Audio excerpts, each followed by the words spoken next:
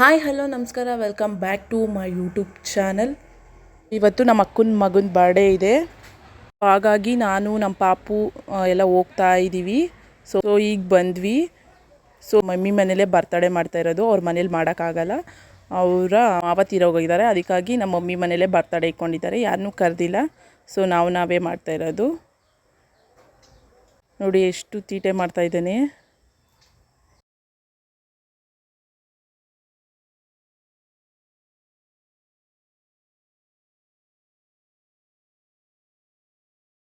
Cake cut ಮಾಡು ಅಂದರೆ ಹೆಂಗೆ ಆಡ್ತಾ ಇದ್ದಾನೆ. ಅವ್ರ ಅಮ್ಮಂಗೆ ಕೋಪ ಅಂತೂ ಸಖತ್ತಾಗಿ ಬರ್ತೈತೆ.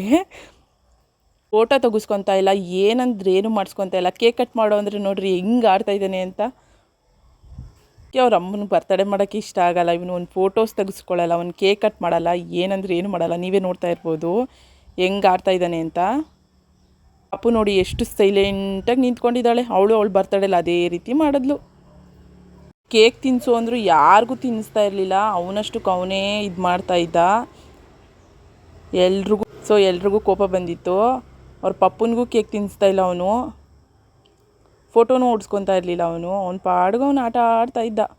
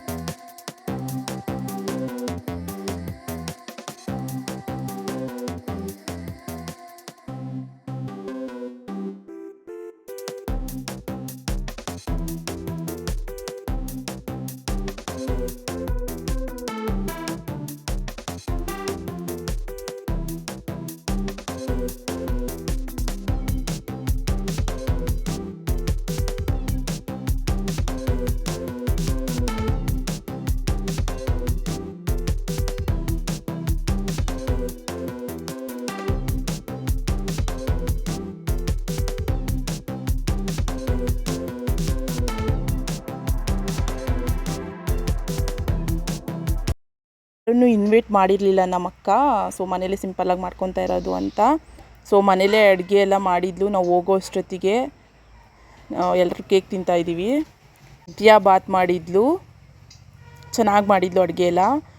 ಆಮೇಲೆ ಪಾಯಸ ಮಾಡಿದ್ಲು, ಆಲ್ಕೀರ್ ಪಾಯಸ ಥರ ಮಾಡಿದ್ಲು. ಆಮೇಲೆ ರೈಸು, ಆಮೇಲೆ ಸಾಂಬಾರು, ಬೇಳೆ ಸಾರು ಮಾಡಿದ್ಲು. ಚೆನ್ನಾಗಿ ಮಾಡಿದ್ಲು. ವಿಡಿಯೋ ನಿಮ್ಗೆ ಇಷ್ಟ ಆಗಿದ್ದಲ್ಲಿ ಲೈಕ್ ಮಾಡಿ, ಶೇರ್ ಮಾಡಿ, ಕಮೆಂಟ್ ಮಾಡಿ, ಸಬ್ಸ್ಕ್ರೈಬ್ ಟು ಮೈ ಚಾನಲ್.